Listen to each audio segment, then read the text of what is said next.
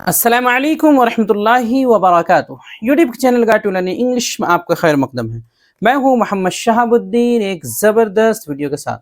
दोस्तों, ये है रहनुमाई अंग्रेज़ी के ज़रिए से इंग्लिश सीखने का 55वां दिन और सिलसिलावार असबाक का 45वां सबक। दोस्तों, जैसा कि आपको मालूम है कि हमने वर्ब की बहस शुरू की है, जो कि बहुत ही अहम बहस है। इसी के तहत हम पढ़ने वाले हैं टेंस को। तो पिछले सबक में हमने ये पढ़ा था कि वर्ब के कितने अक़साम होते हैं, कितने टाइप्स होते हैं, और इस सबक में हम आगे की कुछ ज़रूरी चीज़ें पढ़ने वाले हैं जो टेंस में हमें काम आने वाले हैं। नीज़ ये भी जानेंगे कि फ़ेल की यानी वर्ब की कितनी शक्लें यानी कितनी सूरतें होती हैं और कितने फॉर्म्स होते हैं, वगैरह वगैरह। तो कई सारी अहम चीज़ें इसमें आने वाली हैं। तो आपसे गुजारिश है कि वीडियो को बिल्कुल आखिर तक देखें और अच्छे से समझकर मश्क करने की कोशिश करें। तो चलिए शुरू करते हैं। आगे बढ़ने से पहले दोस्तों बता दूं कि हमारी किताब रहनुमाई अंग्रेजी का तीसरा एडिशन जो है छपकर आ चुका है और कई किताबें बिक चुकी हैं, तकरीबन खत्म होने के करीब है। ये देख सकते हैं स्क्रीन पर, ये किताब है हमारी रहनुमाई अंग्रेजी के असल दो हिस्से, ये दो हिस्सों पर मुश्तमिल किताब है। यही वो किताब है जिसके जरिए से आप जो है आराम से घर बैठे जो है इंग्लिश सीख सकते हैं। साथ ही साथ इसके जो है हर सबक के वीडियो भी यूट्यूब पर पहले से अपलोड किए जा चुके हैं, यानी कि सबक पढ़ने के साथ साथ जो है आप वीडियो भी देखकर अच्छे से समझ सकते हैं। तो ये दो किताबें हैं, यानी कि एक किताब के ही दो हिस्से हैं, ये देख सकते हैं।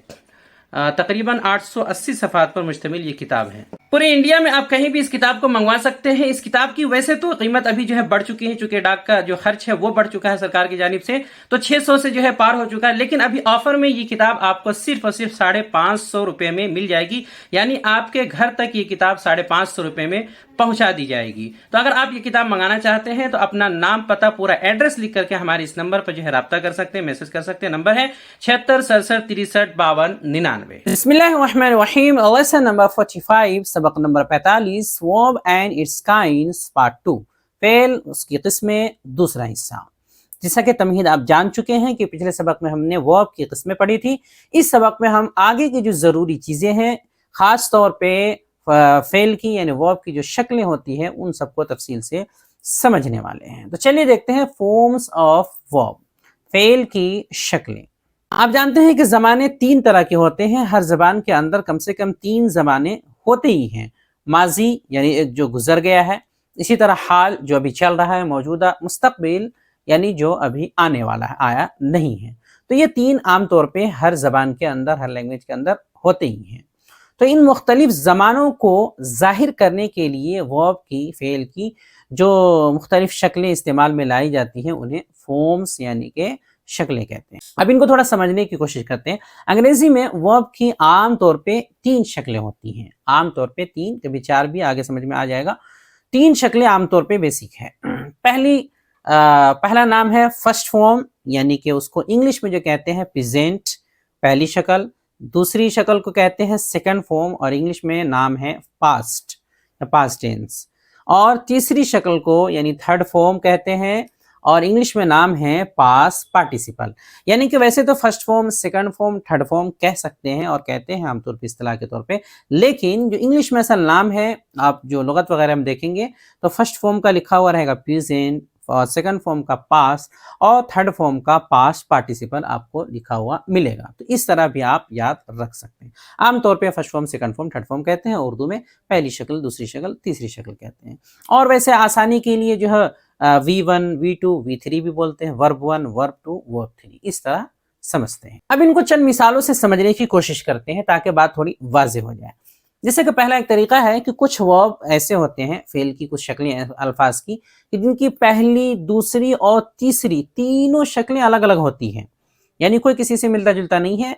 तीनों शक्लें बिल्कुल अलग अलग होती है। उन सबको आपको अच्छे से ज़बानी अलग अलग याद करना पड़ता है। जैसे कुछ मिसाल, एक मज़दर है, जैसे मज़दर होता है टू गो। टू गो के माना होता है जाना। तो मज़दर का मतलब ये हुआ कि किसी भी फेल की जो सिंपल और सादा शक्ल होती है, वो टू के साथ होता है। तो किसी भी फेल की जो सादा और सिंपल शक्ल होती है उसको कहते हैं मज़दर, वो इंग्लिश में टू के साथ होता है। तो टू गो का मतलब है जाना, और उर्दू में पहचान ये है कि उसके लास्ट में ना करके अलामत होती है। तो टू गो के माना है जाना। अब जैसे ही टू हटाएंगे तो फर्स्ट फॉर्म यानी कि पहली शक्ल बन जाएगी। उसके बाद दूसरी शक्ल है इसकी वेंट, और तीसरी शक्ल, तीसरा फॉर्म है गॉन, यानी गो, वेंट, गॉन। तो आमतौर पे याद करने के लिए टू के साथ याद नहीं करते हैं, हालांकि होता तो टू के साथ ही है, लेकिन टू के साथ हमेशा याद नहीं किया जाता है। तो बस आपको इतना समझ लेना है कि टू के साथ ही कोई भी मजदर होता है। टू जैसे ही हटाएंगे फर्स्ट फॉर्म हो जाएगा, उसके बाद सेकंड फॉर्म वेंट है और थर्ड फॉर्म गॉन है। तो ये देखिए तीनों बिल्कुल अलग है, गो अलग है, वेंट अलग है, गॉन अलग है, तीनों अलग है, कोई किसी से मिलते जुलते नहीं है। इससे दूसरी मिसाल है, दूसरी मजदर है टू डू। टू डू के मतलब होता है करना, कोई भी काम करना। जैसे ही टू हटाएंगे तो फर्स्ट फॉर्म हो जाएगा डू, और दूसरी शक्ल यानी सेकंड फॉर्म डिड, और थर्ड फॉर्म यानी तीसरी शक्ल है डन। Do, did, done. पहले में 2 लेटर है, दूसरे में 3 लेटर है, और तीसरी शक्ल में 4 लेटर है, और तीनों जो है बिल्कुल अलग है, कोई किसी से मुकम्मल नहीं मिल रहा है। तो ये हो गया एक तरीका कि जिसमें पहली, दूसरी, तीसरी तीनों शक्लें अलग अलग होती हैं। दूसरा एक तरीका है कि कुछ वर्ब के अल्फाज की दूसरी और तीसरी शक्लें एक जैसी होती हैं। ये बहुत ही आसान होती है, पहली शक्ल के आखिर में बस डी या ईडी बढ़ाने से बन जाता है। सबसे ज़्यादा यही वाले वर्ब होते हैं और इनको बनाना भी बहुत आसान है। बस आपको पहली शक्ल याद करना है, फर्स्ट फॉर्म याद करना है, क्योंकि दूसरा और तीसरा फॉर्म जो होता है वो बहुत आसानी के साथ बन जाता है। सिर्फ डी लगाना है या ईडी लगाना है। पहले से ई है तो सिर्फ डी लगाइए, और पहले से ई नहीं है तो ईडी बढ़ा दीजिए। जैसे कुछ मिसालें ले लेते हैं। मस्दर है टू कॉल। टू कॉल के माना बुलाना, कॉल करना, आवाज देना, पुकारना, कई सारे मानी इसके होते हैं। अब इसका फर्स्ट फॉर्म है CALL, कॉल। टू जैसे ही हटाए call, second form called, third form called. तो दूसरी तीसरी दोनों शक्लें एक जैसी हैं, दूसरी जो है वही तीसरी है। अब ये बना कैसे? ये सिंपल सा कॉल जो CALL है उसके लास्ट में ED बढ़ा दिया गया तो अपने आप बन गया कॉल्ड, कॉल्ड। इस तरह दूसरी मिसाल है, मजदर है टू क्लीन। इसके माना है साफ करना। अब इसको जैसे ही टू हटाएंगे तो फर्स्ट फॉर्म हो जाएगा क्लीन, और सेकंड फॉर्म है क्लीन्ड, और थर्ड फॉर्म है क्लीन्ड। तो सेकंड और थर्ड दोनों एक जैसे हैं, अलग बिल्कुल नहीं हैं। अब ये बने कैसे हैं? क्लीन जो है इसके लास्ट में ईडी बढ़ा देने से अपने आप बढ़ गया, क्लीन्ड, क्लीन्ड। तो सबसे ज्यादा यही वाले वर्ब इस्तेमाल होते हैं, और इनको समझने का आसान तरीका ये है कि इनका फर्स्ट फॉर्म आप याद कर लीजिए, सिर्फ इतना मालूम कर लीजिए कि ये ईडी वाला है या नहीं। अगर मालूम है कि ईडी वाला है तो बस आखिर में आप डी ईडी अब बढ़ा दीजिए, हो गया काम। तीसरा तरीका है, कुछ वर्ब के अल्फाज की दूसरी और तीसरी शक्लें एक जैसी होती है, जैसे कि इससे पहले दूसरे नंबर में था, दूसरे तरीके में था, लेकिन इसके आखिर में आमतौर पे टी होता है, डी नहीं होता है, और उसको बनाना भी जो है आसान नहीं है, अपने से बना नहीं सकते, बल्कि ये बने बनाए होते हैं। तो एक तो अलामत यह है कि लास्ट में टी होता है और ये बने बनाए होते हैं, और दूसरी तीसरी एक जैसी शक्लें होती है, एक जैसे दिखते हैं। जैसे कि मजदर है टू स्लीप। टू स्लीप के माना है सोना। अब इसका टू हटा देंगे तो हो जाएगा स्लीप, पहली शक्ल, और दूसरी है स्लेप्ट और तीसरी है स्लेप्ट। तो दूसरी और तीसरी स्लेप्ट स्लेप्ट एक जैसी शक्लें, लेकिन पहली अलग हैं। तो इनके लास्ट में देख सकते हैं टी अलामत के तौर पे, इसमें भी टी है। तो दूसरी तीसरी तो एक जैसी शक्लें हैं, लेकिन पहली अलग हैं। तो इसको हम पहली से अपने दिमाग से बना नहीं सकते, बल्कि ये बने बनाए होते हैं, इनको याद करना पड़ता है। इस तरह अगली मिसाल है टू लीव। टू लीव के माना छोड़ना, निकलना कहीं से। अब इसका टू जैसे ही हटाएंगे तो हो जाएगा लीव, पहली शक्ल, दूसरी शक्ल है लेफ्ट, तीसरी है लेफ्ट। तो दूसरी तीसरी तो एक जैसी है, लेफ्ट और लेफ्ट, लेकिन पहली अलग है, और पहली से इसको बना नहीं सकते अपने दिमाग से, बल्कि ये बने बनाए होते हैं। तो कुछ वर्ब की ऐसे भी होते हैं जिनकी दूसरी तीसरी शक्लें एक जैसी होती तो है, लास्ट में अलामत के तौर पे टी आम होता है आमतौर पे, और उसको बनाने के लिए अपने दिमाग से नहीं बना सकते, बल्कि वो बने बनाए होते हैं। इस तरह चौथा एक तरीका होता है, कुछ वर्ब के अल्फाज की पहली, दूसरी, तीसरी सारी शक्लें एक जैसी होती हैं, यानी इनमें कोई तब्दीली नहीं होती। जो पहली है वही दूसरी, वही तीसरी, यानी आप पहला याद कर लीजिए, दूसरा तीसरा याद करने की जरूरत ही नहीं है, बस पहली जो है वही बाकी है। लेकिन ऐसे वर्ब बहुत कम इस्तेमाल होते हैं। जैसे कि मजदर है टू पुट। इसके माना होता है रखना। अब फर्स्ट फॉर्म पुट है, सेकंड फॉर्म भी पुट है, थर्ड फॉर्म भी पुट है, यानी पहली, दूसरी, तीसरी सारी शक्लें एक जैसी हैं, पुट पुट पुट। एक याद कर लीजिए, काफी है। दूसरी मिसाल है, मजदर है टू कट। इसके माना काटना, कट करना कोई चीज। अब टू जैसे ही हटाएंगे हो जाएगा कट, फर्स्ट फॉर्म, और दूसरी शक्ल भी, दूसरा सेकंड फॉर्म भी कट है, थर्ड फॉर्म भी कट है, कट कट कट। तो तीनों शक्लें एक जैसी हैं, एक याद कर लीजिए आप, बाकी अपने आप आपको मालूम है कि वही होने वाला है। लेकिन ऐसे वर्ब बहुत कम हैं। तो ये 4 तरीके हमने आपको बताए हैं समझने के लिए। ऐसा नहीं है कि मतलब यही बस 4 ही तरीके, और भी सूरतें निकल सकती हैं और निकलती हैं, और भी तरीके हैं। इसलिए इस तरह के कुछ ज़रूरी अफ़ाल वर्ब तीनों शक्लों के साथ किताब के आखिर में वर्ब्स के जो लुगात है उसमें दे दिए गए हैं, आप वहाँ देखें। और हर दिन कम से कम 10 जो है आप अज़बर ज़रूर याद करें, यानी कि बिल्कुल ज़बानी अच्छे से आप रोज़ाना कम से कम 10 याद करना शुरू कर दें, चूँकि वर्ब की बहस शुरू हो गई है। तो कम से कम 10 अगर आप याद करेंगे तो 1 महीने के अंदर कम से कम आपको 300 याद हो ही जाएँगे, और कुछ दिनों में वो सारे के सारे मुकम्मल हो जाएँगे। तो कई सारे तकरीबन 400 वर्ब्स की पूरी फ़हरिस्त दी गई है, आप उनको याद कर सकते हैं। आगे है आईएनजी फॉर्म, यानी कि आईएनजी वाली शक्ल। ये क्या होता है? एक शक्ल और होती है जिसको आईएनजी, या जिसे हम चौथी शक्ल भी कह सकते हैं, चौथी शक्ल भी कह सकते हैं या आईएनजी फॉर्म भी कहते हैं। तो इसे किसी भी वर्ब की पहली शक्ल के आखिर में आईएनजी जोड़कर बना सकते हैं। ये बहुत ही आसान होता है, इसलिए इसको अलग से बयान किया गया है। आमतौर पे तो 3 शक्लें ही होती हैं, मतलब जो एक दूसरे से इस तरह जो है ऊपर जो बयान की गई है। लेकिन एक चौथी शक्ल भी होती है, चूँकि वो बहुत आसान है ये वाली, एकदम बिल्कुल आईएनजी लगा करके हर एक का एक ही तरीका है, इसलिए अलग से बयान किया है इसको। तो चौथी शक्ल भी कह सकते हैं, और आईएनजी फॉर्म से भी आप याद कर सकते हैं। तो इसको बनाने का तरीका बहुत आसान है। किसी भी वर्ब की पहली शक्ल जो है, फर्स्ट फॉर्म है, उसके लास्ट में बस आईएनजी जोड़ दीजिए, हो जाएगा। जैसे गो है, आईएनजी जोड़ देंगे तो हो जाएगा गोइंग। इसी तरह स्लीप से स्लीपिंग, कट से कटिंग, लीव से लिविंग, ईट से ईटिंग, सिट से सिटिंग, वगैरह वगैरह। तो इस तरह आसानी के साथ बन जाते हैं। तो बोलने में कोई भी दिक्कत नहीं होती लगाने में, इसलिए अलग से बैन किया गया। अब इसमें एक प्रॉब्लम यह है कि बसा औकात आईएनजी बढ़ाने से पहले कुछ तब्दीली भी करते हैं, और वो तब्दीली जो है हमें लिखते वक्त पता चलती है कि कौन सी तब्दीली हुई है। बोलने में उतना पता नहीं चलता है, लिखने में, यानी इसका ताल्लुक स्पेलिंग से है कि थोड़ी बहुत तब्दीली होती है। यानी कभी कभी आखिर के जो लेटर है उसको डबल लिख देते हैं, कभी हटा देते हैं, ऐसे कुछ काम करते हैं, कुछ तब्दीली होती है। तो लिहाजा इस सिलसिले में कुछ मुख्तसर और आसान कवायद है। 2, पहला और चौथा सबसे अहम है, यानी कि 4 कायदे बयान किए जाएंगे। पहला और चौथा सबसे ज़्यादा अहम है, बाकी बीच में जो 2 है उसके अल्फाज ज़्यादा नहीं है। तो देख लेते हैं एक बार। पहला कायदा ये है कि अगर किसी वर्ब के आखिर में ई हो, तो ई खामोश हो, आमतौर पे ये साइलेंट ही होता है, खामोशी होता है। तो आईएनजी बढ़ाते वक्त ऐसा करते हैं कि उस ई को हटा देते हैं, पहले हटा देते हैं, गिरा देते हैं, उसके बाद आईएनजी बढ़ाते हैं, यानी वो ई गायब ही कर देते हैं। जैसे कि LEAVE, लीव है, लास्ट में यहाँ ई है। अब जब आईएनजी बढ़ाएंगे तो उस ई को गायब कर देंगे, लीव, उसके बाद देखिए LEAV, वी के बाद आईएनजी फॉर्म बढ़ा दिया गया है, लिविंग।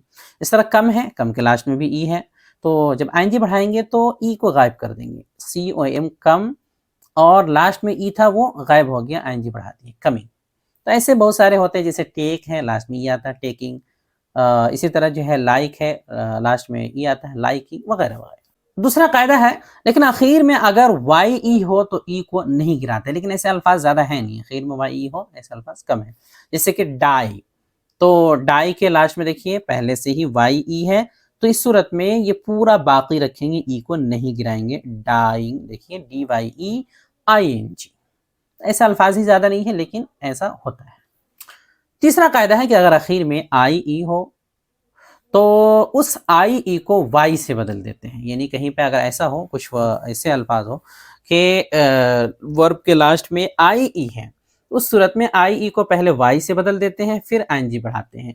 लेकिन मज़े की बात यह है कि इसके भी अल्फाज इस तरह के ज़्यादा नहीं है, बहुत कम है। कुछ मिसालें लेते हैं।